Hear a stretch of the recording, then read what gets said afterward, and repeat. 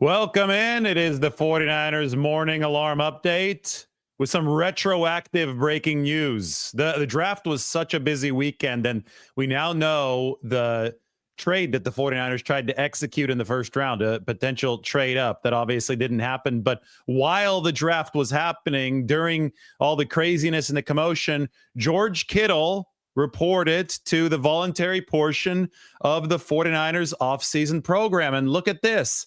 I even have proof. Yes, that is George. It has Michael Williams, the 49ers' first round pick. So it turns out that there was no drama. What did I tell you guys last week? There were some people that were disputing what I was saying on this YouTube channel. Don't dispute what I say on the channel. It turned out to be true. George Kittle's absence was not contract related last week. George Kittle's going to sign an extension with the 49ers, and it's probably going to be the largest one in tight end history. I would say, let me just put my prediction out there. 3 years, $60 million, $20 million per year. What we saw was an epic lack of reading comprehension from a lot of people last week. And we also saw some reports that were just way too overly excited. They wanted drama with the 49ers, but there wasn't any drama here. Just because George Kittle didn't show up for the start of a voluntary offseason program to which he typically does not show up didn't mean that there was contract drama. And then there were a bunch of semantics tossed around, and it was like, oh, well, George Kittle himself went out and rejected some of these reports that came out. He got on X with his own Twitter fingers, and he said, no, that's a false report. That should have been good enough. That should have been a source enough for people to just rest and say, hey, okay, that maybe this was wrong. Maybe this wasn't contract related. Well, now to throw any remaining doubt out the window, George Kittle has actually reported to the 49ers facility. I think they might have perfect attendance or very, very close to it at this point of the voluntary offseason program. And that was important to Kyle Shanahan and John Lynch, because this is a team that hasn't played football since January 5th, the day that Malik Mustafa tore his ACL. And they are reeling from last season. From a football perspective, I mean, you saw what happened to them over the stretch run of the 2024 season, especially to the defense. The 49ers were leaking oil. They were struggling. So obviously the biggest way to fix what happened there to the defense at the end of the season was what just happened this weekend, the NFL draft, which was very, very targeted at the 49ers' weaknesses. But the next step is going to be to get everybody together in that building for some team bonding and then for some organized team activities, OTAs. That's phase 3 of the offseason program. And those are going to begin in earnest next month. It's April 28th, so it's almost May. We're almost at OTAs. So George Kittle's in a little bit earlier than he normally is. For those who are wondering if some kind of contract standoff was causing him to not be there, that obviously is not the case. George Kittle, Michael Williams, one of the longest tenured 49ers and one of the newest 49ers in the same picture. A couple generations of 49ers. You know, to build a strong football team, you have to have the right mix of superstars and of young, cost-controlled, hungry talent. And I think the 49ers believe Michael Williams and this 11-person draft class fits into that mold. It's a 17-player rookie class. They added 6 undrafted free agents. And then you've got Kittle and you've got Kyle Juszczyk on the other end. Guys who are, like me, are about to enter their 9th season in the 49ers building. I've covered this team since George Kittle and Kyle Juszczyk first joined it in 2017. Seems that time has flown by in some ways, but in other ways, you know, 2017 and 2018 seem forever ago because the 49ers weren't good in those years. And now they're a team that has a superstar core that is trying to shepherd along some of these young guys. So I thought that this was a really special photo, especially since there are multiple levels of meaning here, right? The one was that George Kittle hadn't reported for the first couple days of the voluntary offseason program. So this obviously means that he's reported. He's wearing 49ers stuff. He's not wearing his own gear in the photo. Remember when there was so much drama about what Brandon Ayuk and Deebo Samuel were wearing during the years where they were negotiating new contracts? Well, George Kittle's in 49ers stuff. He's at the building, just like Brock Purdy, and he is greeting Michael Williams. That was the day that Michael flew from Atlanta to the Bay Area after the 49ers picked him at number 11. Now, speaking of that pick at number 11, Albert Breer has reported that the 49ers actually tried to trade up to number 8. Carolina owned number 8 to pick Michael Williams, most likely to pick Michael Williams. This is exactly what Albert Breer said. It's assumed they would have still taken Michael Williams, but it's worth mentioning that Breer adds San Francisco was among the teams very high on wide receiver Teteroa McMillan out of Arizona, Jacob Cowing's former teammate. Teteroa McMillan ended up going number 8 to the Carolina Panthers. I think that the Panthers probably collected info that the 49ers liked Teteroa McMillan. I don't know if they were, how sure they were enamored with Michael Williams as well. But the Panthers probably refused to trade with the 49ers because they were afraid that the 49ers would swoop in and grab McMillan at number 8. Now, if the trade had been successful, we'll have to give John Lynch and Kyle Shanahan some truth serum. But I still think that the 49ers would have targeted Michael Williams. I think that was their guy in this draft. I think the 49ers were concerned that he was going to go a little bit earlier. They took a deep sigh of relief after Michael Williams didn't go earlier, and they were still able to get him at number 11. But all of this just really illustrates how messy and relatively worthless the whole pre-draft discourse is. I mean, we talk so much about trades down, and then there was a rumor of a trade up, and there was rumors of basically everything, every which direction, every possible course of action for the 49ers was rumored in the lead up to the draft. And it's like, at some point, we just have to get to the draft and live in reality, and we could analyze what almost happened and what did happen after the draft ended. So I like this part of the year a lot better, because early before this draft hit, it was just so convoluted and so messy, rumors everywhere. And it just makes you want to pull your hair out, because none of this is, or probably 95% of it is not substantiated, not based on any sort of fact. And it turns out that the 49ers were interested in trading up, but not for a tackle, probably not for a receiver, although they did like Teteroa McMillan, probably just so they could secure their own guy, Michael Williams. Well, all's well that ends well, right? The 49ers were able to pick up Michael Williams without needing to trade up, because Carolina was not willing to trade up with them. So it turns out that there was no drama on multiple fronts. On the George Kittle front and on the Michael Williams front, the 49ers did not have to move up to number 8, sacrifice a lot of draft capital to do that, because if that would have been the case, they wouldn't have finished this draft with 11 new players acquired from it. They would have had to package some picks that were still going to happen at that point, send them off to Carolina if Carolina had said yes. And you want as many darts to throw up against the wall as possible. The draft inherently is a crapshoot. We don't know how this draft class is going to perform. All I can talk about is the strategy, what the 49ers are thinking. And I can tell you that this was a very, very targeted effort to eliminate weaknesses for the 49ers. Yes, they always like to say that they go for best player available at a certain spot, but there was a definite focus on where they sucked in 2024. Run defense, obviously, see Michael Williams up there on the screen. There was the separation issue for the 49ers offensively. Well, that's why Jordan Watkins is now a San Francisco 49er. And special teams is very, very interesting to me, because I made the whole video about it yesterday from Bernal Heights in San Francisco. I may play that video here in a little bit, because the 49ers have invited a kicker in for a tryout. Kenny Amandarez out of Louisiana, and he's the Lou Groza Award winner. He's the best kicker in the nation coming out of college football this year. But San Francisco also drafted, and with their final pick, I thought that it was symbolic. It was fitting. They picked Junior Bergen, who's a specialist, a punt returner out of the University of Montana.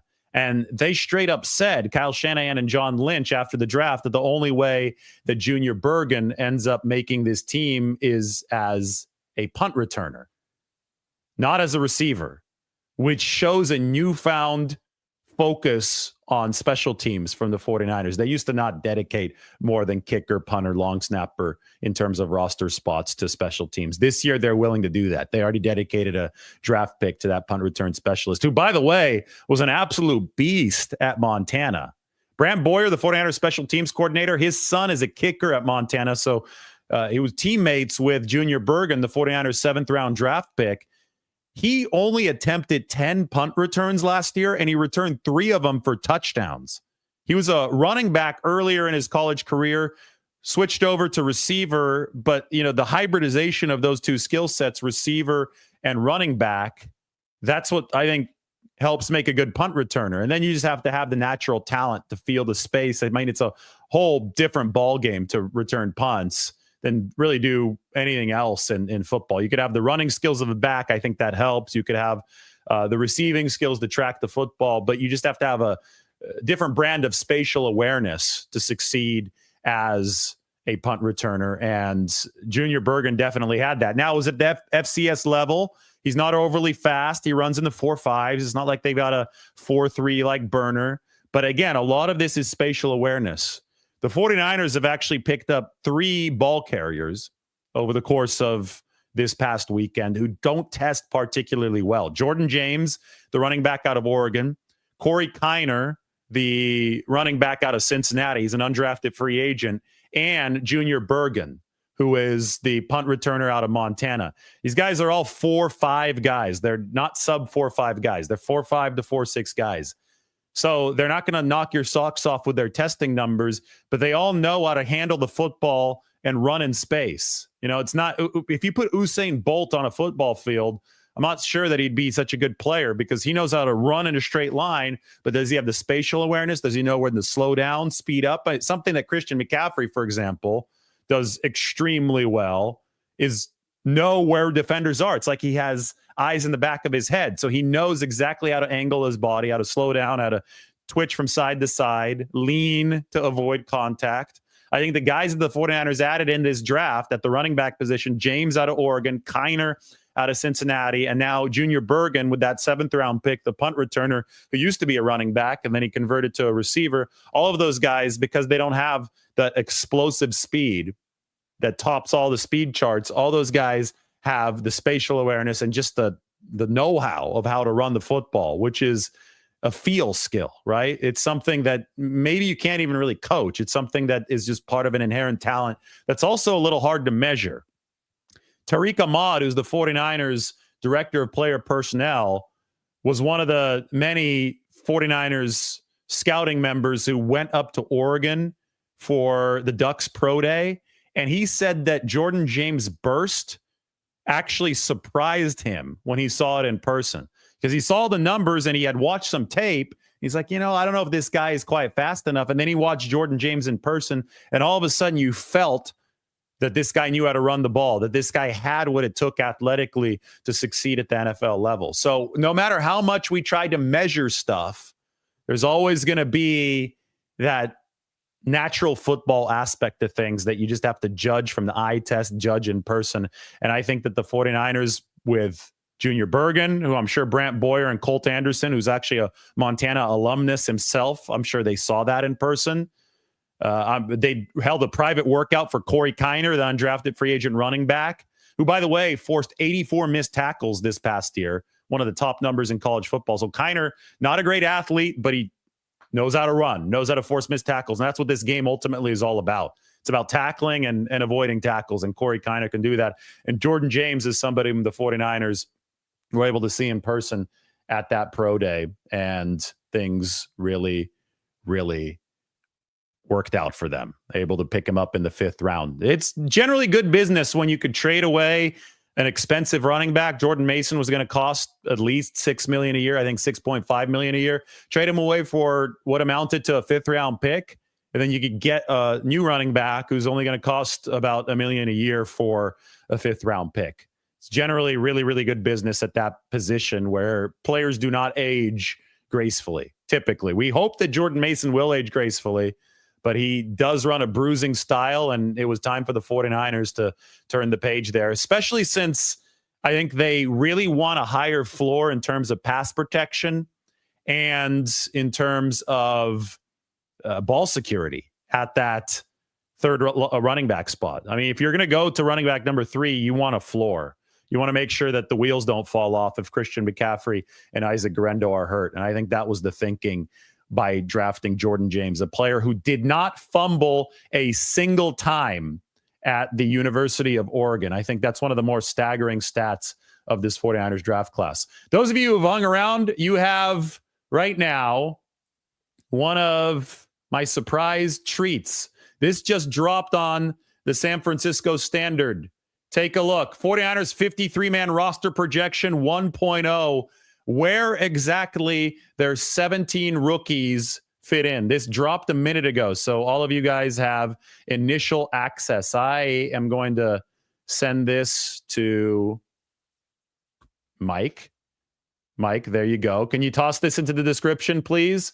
Meanwhile, I also have to tweet this, so give me a little bit of a break right now while I put this open on Twitter, because nobody else is doing a 50. Nobody else is psycho like me. Nobody else is insane. Nobody else is waking up on April 28th and saying, oh, I think it'd be a good idea to put out a 53-man roster projection for the 49ers right now. But I think it's a really good idea because they have 17 new players, and I think people are really curious as to where these players are going to slot in. So this is what the 53-man roster projection is all about. We're going to have a dedicated video to this roster projection a little bit later today, but those of you watching now in the alarm update, buckle up because I can go through some of it right now. I've actually even made a PUP projection, physically unable to perform. I've made an IR projection. I've made the 53-man roster projection. The only thing that I haven't done yet, because I'm not quite crazy enough yet, but maybe I'll get there within the course of the next few days, is make a practice squad projection. If you want a practice squad projection in late April, let me know. Like, give me a thumbs up in the comment section. If you think that I'm psycho enough to put out a 49ers 16-man practice squad projection in late April, and if you would appreciate that, a thumbs up or a yes or any sort of comment in the comment section, we'll vote for that, and I will deliver for you. I never thought that I would do this, but I think we're at the point where we cover the 49ers more deeply than anyone. We had 970,000 viewers over the course of draft weekend, 970,000. So I think at this point, as my thank you to you guys, I can go fully crazy, and I could also make a practice squad projection. Anyway, up on the screen, we have the 49ers 53-man roster projection. And I am about to tweet this right now. Or I guess it's an X post now, right? It's not technically a tweet. Boom. It's out. That is out there. Look, that's a picture of Mykel Williams. Right behind his new 49ers helmet. So we've got George Kittle. This is where I bring Kittle back, reporting to the team facility. Guess what the one position where the 49ers didn't add a rookie was? Yes, there was one position on the entire team where San Francisco did not add a single rookie. It was the tight end position. So turns out there was no drama. A, Kittle's absence last week was not contract related. B, the 49ers are so unbothered by all of this. Yes, they will pay him, but they're so unbothered by all of this, they didn't even add a rookie. They believe that George Kittle is going to be in the building when it matters. He's already in the building now, as you can see here. He's saying hello to Mykel Williams on the way in. But they didn't even add a rookie to the tight end position, which just shows their faith in the current setup. Here's a picture of Kittle, and here's our projection at tight end. I think the 49ers have usually carried 4 tight ends, and I believe that they're going to do the same thing this year. Kittle, obviously, Luke Farrell, who's the blocking specialist. He's going to reprise the Charlie Werner role. Jake Tonjes and Braden Willis. Now, this is a position where the 49ers might go a little bit lighter because they've only taken 3, I think, in 1 or 2 of the years under Kyle Shanahan, last year being one of them. But they do have Mason Pline on this team still. And the fact that they didn't add any rookies to the tight end position might be a sign that they really like the development of Mason Pline. Former basketball player, converted to football fairly late in his college tenure. And, I mean, he's a tall tight end. He's going to bring 6'7", 6'8" height to the 49ers. Was developing last year as a blocker, already was a good high pointer of the football in college toward the end of his career. If they really like Pline, maybe Braden Willis, maybe Jake Tonjes get knocked down a little bit in the pecking order. But I do think that Tonjes especially has made some really good strides over his time with the 49ers, that he's the front runner for San Francisco's number 3 tight end spot. But again, it's the only position where a rookie was not added, which shows faith in Kittle, and it might also show some faith in Mason Pline. I go through relative athletic scores in this piece. Again, the link is in the description. I talk about which players might end up on an IR list. Here's my quarterback projection for the 49ers. Purdy, Mac Jones, Tanner Mordecai. And I think they're going to be able to take advantage of that team control that they attained by drafting Curtis Rourke in the 7th round, because he's recovering from the torn ACL. But if they redshirt him, they can actually place Curtis Rourke on injured reserve, and he would be out for the season, but he would still be under contract, which would be different than having to cut him and re-sign him to the practice squad. The problem with cutting somebody and re-signing him to the practice squad is that he's no longer under the contract that you drafted him for.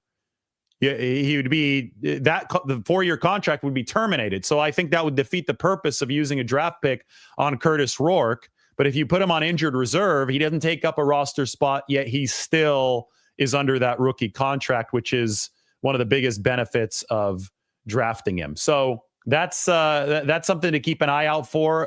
Kyle Shanahan said that Rourke might still actually be 7 months away, which would mean November, which would mean an obvious redshirt year for Curtis Rourke. So there's a reason that they were developing Tanner Mordecai recently. And Tanner Mordecai is now going to have a shot to be on the 49ers 53-man roster. They decided not to re-sign Brandon Allen. They decided not to re-sign Josh Dobbs. They brought in Mac Jones to be a higher-level QB2, and Tanner Mordecai can be the quarterback 3 for the 49ers if Curtis Rourke is unable to go this year, which does appear to be the case. There's a nice little photo of Brock Purdy. Now we go down to the running back room. I've already talked about Corey Kiner. So when you do read this 53-man projection, you'll see that all of the 49ers rookies I have put in italics. And on a big picture note, this is so important to look at because we have now verified that the 49ers are following the Rams formula of operation, right? The Rams are a team that drafted 11, no, I think they had 10 draftees. Yeah, they had 10 draftees in 2024, but then they brought in like 26 undrafted free agents. They had 36 rookies at the start of training camp in 2024. They ended up seeing 14 rookies make their 53-man roster, which was borderline unprecedented. I've never heard of more rookies making a 53-man roster than, especially for a contending team, than the 2024 Rams. The Rams ended up starting 3 rookies on defense. Listen to this. The 49ers, according to my projection, and I don't think that this is controversial. I think that I'm just looking at how these players slot in, and you guys have seen how I've made the roster. The 49ers might start as many as 5 rookies on the defensive side of the ball next season. If you want me to illustrate, I can. So everybody talks about the Rams formula because we first talked about that here in March, and I think a lot of people have bought into that line of thinking. The 49ers are trying to clean house, and they have cleaned house, and they've brought in rookies to fill those open spots because they're trying to make this team hungrier, faster, younger, healthier. But as people talk about the Rams formula as this model of a youth movement, I think it's time to realize that the 49ers, they might even be more aggressive than the Rams in terms of this youth movement. They won't have 14 rookies make this team, but they will have about 10, and they may have more rookie defensive starters than the Rams. Rookies that were added this past weekend are highlighted in green. CJ West, Alfred Collins, Michael Williams, Nick Martin, and Upton Stout. All of those guys are listed here in the first string. That's a projection, but I think that it's a fairly realistic one.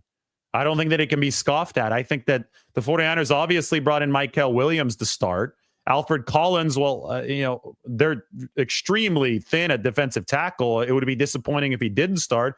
And even the fourth-round pick, CJ West, I think it'd be disappointing if he didn't start at the one technique. So you have 3 new starters from this rookie class alone along the defensive line. That already matches the amount of starters that the Rams had on the defense. They had Braden Fisk, Jared Verse, and Cameron Kinchens, the safety, starting for them as rookies. Then Nick Martin. Will he start on day one at weak side linebacker? Probably not. I have him slotted here, though, as the third linebacker, which could be a starter in a base defense. But I think he's going to challenge D. Winters for that role, and I think the 49ers are fully intending that Nick Martin will eventually grab that role from D. Winters. That's why they talk about Nick Martin as if he's Dre Greenlaw. I mean, they're comparing Martin and Dre Greenlaw very, very openly. So that's the goal with the pick out of Oklahoma State, third rounder. And then there's Upton Stout. This team very, very clearly wants that nickelback position to be occupied by a specialist, because as it stands, Deommodore Lenoir is having to shuttle between outside and inside cornerback. And they think that this defense can get better if Lenoir can just focus on the outside cornerback spot. Well, somebody like Upton Stout is tailor-made for an inside cornerback spot. And I'm going to be heading out to Western Kentucky at some point soon here to talk to Upton Stout's coaching staff. And it's only an hour or so north of Nashville. I'm in San Francisco right now. Now, one of our first comments on the show, I was laughing. I'm going to scroll up to it. It's like 230 comments. Geez, you guys are going crazy.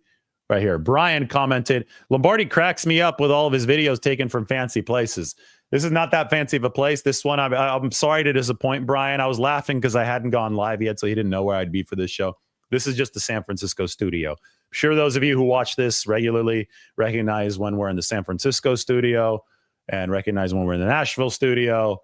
And then you probably recognize when we're out at the Golden Gate Bridge. That's what we did before the draft, or other cool spots. We've got a lot of spots in store for you, though, over the course of this offseason. Those of you just joining, George Kittle has reported to the 49ers facility. That happened over the draft. I know that you were busy following the draft. I was busy following the draft, so I wanted to make sure that we did a dedicated show talking about this. My contract projection for George Kittle is a simple one. I think 3-year extension, $60 million, $20 million per year gets this done. I think it's fair. He's the best tight end in all of football. He should be setting the market at that position. Trey McBride of the Arizona Cardinals is at $19 million per year. I think Kittle's camp was obviously waiting for McBride to sign this offseason so they could usurp McBride, who's a fine young player, but he ain't George Kittle. George Kittle is singular in this game. The receiving efficiency that we've seen from him has been historic over the course of his entire career. He is a future Hall of Famer. And, why don't we just talk a little bit about who developed George Kittle as a blocker? It was the University of Iowa. Guess where the 49ers went with their 7th-round pick this year? One of their 3 7th-round picks, I should add. Connor Colby, who is an offensive lineman from the University of Iowa. I would not count out Connor Colby just by virtue of the fact that, there are 2 facts. One is that he's a great athlete. His relative athletic score is off the charts. But 2, Connor Colby was developed by the same coaching staff that developed George Kittle into such a good blocker. I mean, Iowa runs the football almost excessively, I would say. But that gets guys ready to play in an NFL-style system, especially a run-heavy one like the 49ers system. So last year we saw Dominic Pooney rise right up to that starting position at right guard. I would not rule out Connor Colby, the 7th-round pick, and his chances of seeing some playing time for the 49ers early in his career.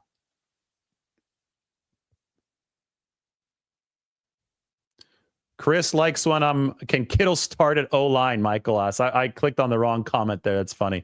Well, Kittle can pass block, yes, but the reason they signed Luke Farrell is so Farrell, who's a really good pass blocker, can help out the offensive line while Kittle does what he does even better comparatively. And George Kittle likes to run pass patterns, and the 49ers love when he's deployed out on those pass patterns. So Kittle has helped in pass protection, but the 49ers have gotten help for that in Luke Farrell, the blocking tight end that they signed this year. All right, this is the comment that I meant to click on. Chris says, I really like when you're up in the hills around San Francisco. Well, the hills in San Francisco. I mean, this city is built on 7 hills.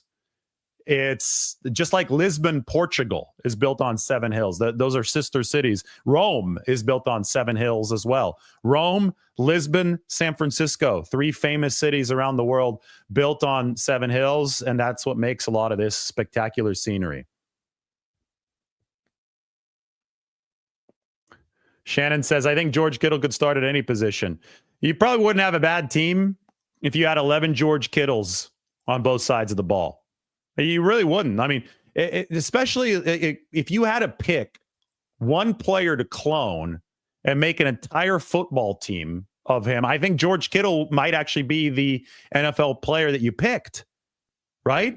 Because he's a 4.5 40, so he's fast, but he can block like an offensive tackle, and I'm sure that he could tackle people as well if he needed to.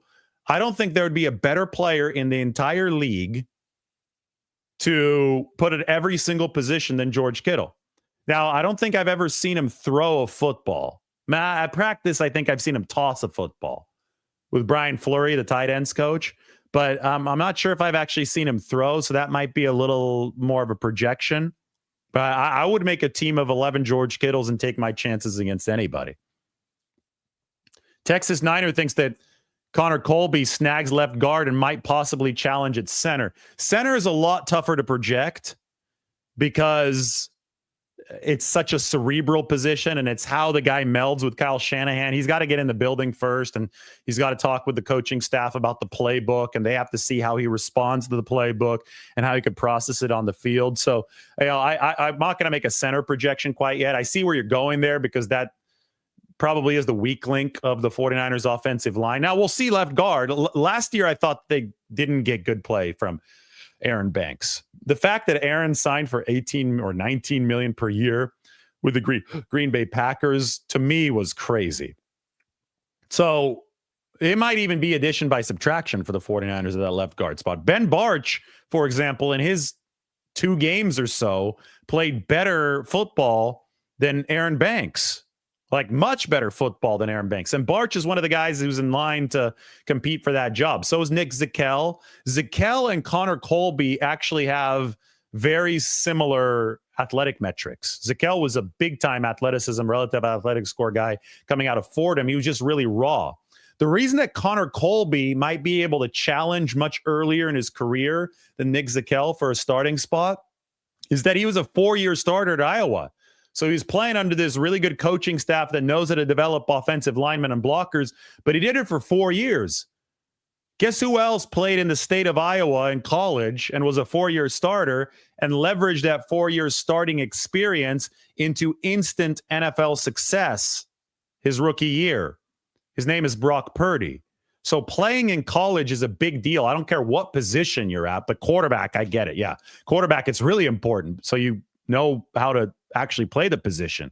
There's several nuances there, but there are nuances everywhere on the football field. And the fact that Connor Colby was a 4-year starter at Iowa is a big, big arrow up for him. First team Big Ten, says Travis. Yes, that is true.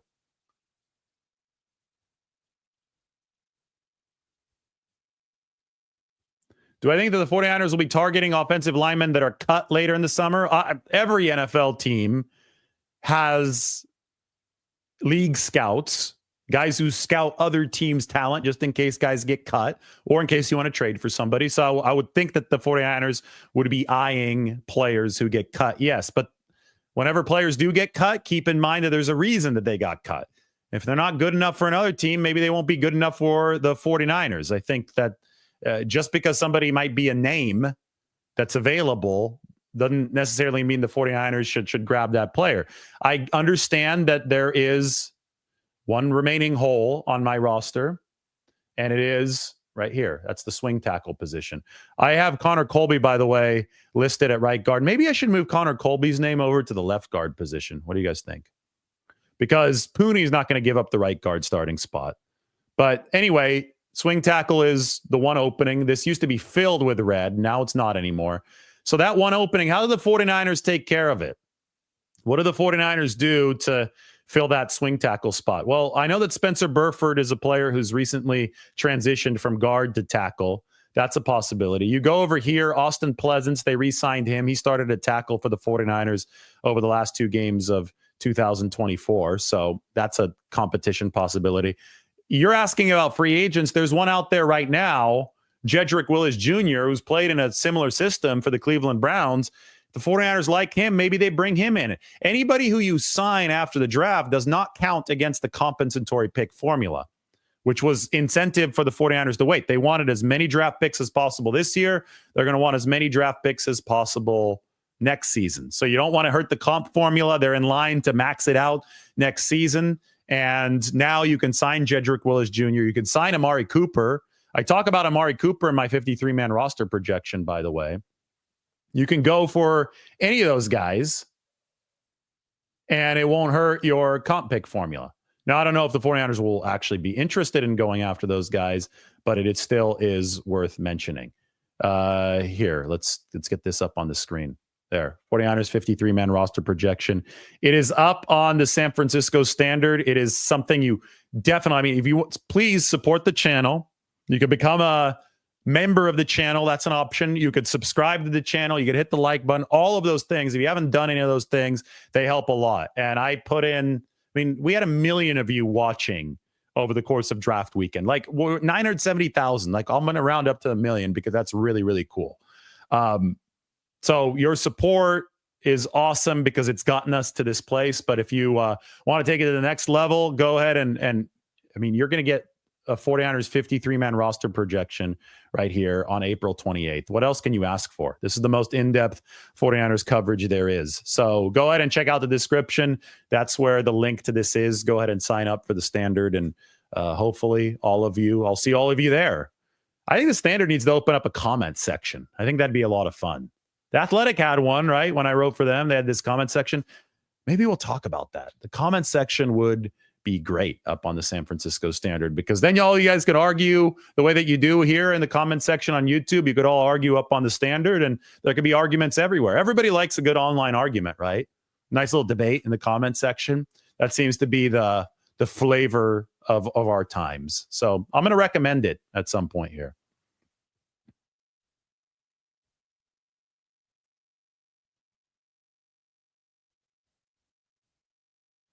Thanks, Wolf. I appreciate that. The spreadsheet is available to anyone. Yes. So if you want this, I know you can't really see all of it here, but if you want this, I'm going to copy the link right now, and I'm going to toss it into the comment section. Can you guys click on that in the comment section? There it is. Who's my favorite draft pick? Upton Stout. I love the name. I love the personality. I love how fiery he is. Now we'll see if he can translate it to the NFL level. But I think Upton Stout is 100% my favorite 49ers draft pick. I mean, how can you not love this guy?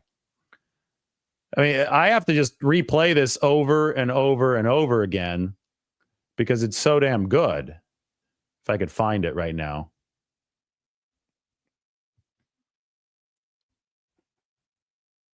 I think this is it. Let's watch this one. Upton, it's John Lynch from the Niners, man. How you doing? Man, let's do it, Let's Coach. do it. I didn't even have to ask you or tell you. Let's do it, Coach. We're ready to do it, man. Let's do it, Coach. Come on, Coach. I love it. Let's do it. I love it. I'm going to put you on with Coach. Here's Come Coach on, Shanahan, Coach. man. Let's do it. Let's go. Let's do it, Coach. I'm telling you, let's Upton, what's do up, it, man? Coach. You You don't ready? know what you just got, Coach. You just got a dog. Oh, we know that, man. All we got to do is see this tape. We know we got a dog, You just got man. a dog, Coach. I promise you just got a dog, Coach. Dude, that fires me up, man. We've been waiting all day Hey, Let's we do it, feel Coach. fortunate to That's the spot get I you, wanna man. be, Coach. Come on. Dude, that's what I'm talking about, man. Congratulations. Enjoy this night, man. We Thank you, can't wait to Coach. get you Yes, out here, sir. dude. Yes, You sir. just fired me up Appreciate even you. more, man. Come on, Coach. All Let's right, do it. man. Here's our owner, Jed Come York, on. dude. Congrats, man. Yes, sir. Upton, congratulations, man. Man, appreciate it, Coach. Thank God. Appreciate you, Coach. We know we got a dog. We're ready to Come see you, on now. man. You know it, Coach. You know you got a dog. You got the best DBs. I know. We got it, man. We're fired up. Everybody in here is fired up. Can't wait to get you out here soon, man. Let's do it on three. 1, 2, 3. Let's do it. All right. We'll have the coaches call you later on, Upton. You have fun tonight with your family. Yes, sir. Awesome. I mean, how can you not love that? I think that hunger is something that the 49ers might have started to lack. They were so better. They were the oldest team in football last year, right? They had an average age of 29.5. The average age of the NFL player is 26.5. So they've gotten significantly younger, and we'll see what the final 53-man roster average age is, but they've gotten younger. They've gotten hungrier. They hope they've gotten healthier. They, I think, definitely have gotten faster. That's the type of player that they targeted on the back end. I mean, I talk about it all up on the 53-man projection. This is where we go heavy into the 49ers roster complexion, where everybody fits. And there's 17 new bodies in the building now. So how do those guys have a path to either make the 53-man roster or the practice squad? How do you build the best possible outfit? You have to have a plan. When we talked to Tariq Ahmad and RJ Gillen, the directors of player personnel, they talked about the specific plan that the 49ers have for each player. And if you enter a draft just picking names, I think a lot of people wanted them to just pick their favorite names, but you don't actually chart out what's going to happen year 2, year 3, year 4. I mean, that's a quick way into irrelevance. The 49ers have generally charted out really good plans for players, and this year the plans were so targeted at the team's weaknesses. And one of the weaknesses they needed to address was the age weakness. And I think that was correlated with a lack of hunger. You really want that hunger that you heard from Upton Stout on that call in the building. And when we talked to all these guys, so many guys were calling themselves dogs, which is what you want, right? You want guys who are dogs. And the 49ers, I noted it in my article. It was CJ West called himself a dog, and he's 320 pounds. And then Upton Stout, the night before had called himself a dog, and he's 180 pounds. So you've got dogs of all different sizes in this draft class for the 49ers. And I think it's important. You're going to have different body types, different positions. You're going to have to attack different weaknesses, but you want uniform mentality. You want guys who want to go out there and, as CJ West said, he wants to go out and abuse centers. He likes to abuse centers. You want that mean streak. You want that violence, because if you're a team that had finished number 29 against the run, there's a certain softness associated with that. If you can't defend the run, it's fair to call a team soft. It's fair to call a defense soft. The 49ers wanted to regain that hard edge over this draft, and I think that they took some steps toward doing that. Now we'll see how it works out on the field. Marcellus says that "let's do it" is my new slogan moving forward. I love that. All right, guys, the news began this morning.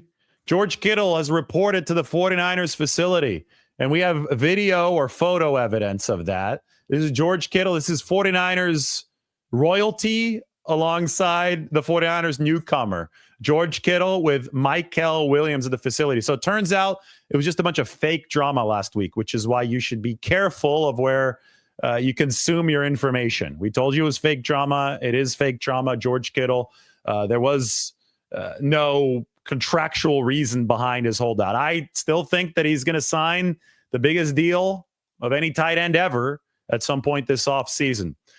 By the way, by the time the 49ers are done spending on Brock Purdy, on George Kittle, maybe even on Fred Warner, they're going to be a top 3 spending team. If they get Warner done this offseason, the 49ers will be back at the number 1 spending spot. So everything works out at the end of the day, right? People were wondering what is going on with the 49ers as they let some of these players go over the course of the offseason. Well, I said they're going to replenish through the draft. They have indeed replenished through the draft. You see all that green in here? The holes are now down to 1 at that swing tackle position. And now they've saved a lot of money because they're going to dedicate that money to Brock Purdy. It's going to go George Kittle's direction, might even go Fred Warner's direction. The guys who you want to pay are the guys that are shaded in yellow here. Those are the guys that are going to get big money. Those are your foundational core pieces. 49ers are going to be near the top of the league in spending, so no, they aren't cheap. They're also going to be much younger than last year. And if these players work out on the field, and we'll have to wait and see, nobody knows. Anybody pretending that they know how good this draft class is going to be is still selling you fool's gold right now. That's very premature. But we'll see how these players are on the field. If they do deliver the way that the 2024 class delivered for the 49ers, well, it will be mission accomplished for San Francisco. They will have gotten younger. They will have gotten faster. They will have gotten healthier. They will have gotten hungrier. And most importantly, they will have gotten better as they have reshuffled the financial structure of this team. It had to happen this offseason. Now we'll see if it happens in a truly successful way for the 49ers. I always laugh at this time of the year. This is my reminder to you guys as you head off into your day. Anybody who's putting out draft grades is putting out fraudulent material. There is no way to fairly grade a draft class with 0 snaps having been taken by that draft class. It's like if I had started taking a math test, but hadn't even finished number 1, and the teacher collected the test and wanted to grade it. I don't think that'd be very fair, right? So the draft is the biggest crapshoot that there is in the NFL. And we're going to have to wait until these players actually take the field. What a novel concept for us to know how they're going to do. Until then, we could talk strategy. That's exactly what I've done. We've got a massive 49ers roster projection waiting for you on the San Francisco Standard. So go ahead and check that out. The news of the day, George Kittle has reported 49ers might be a perfect attendance right now for their offseason program. That's a great sign for this football team moving forward. That's been your 49ers alarm update. Everybody, thanks for joining. We'll talk to you very soon.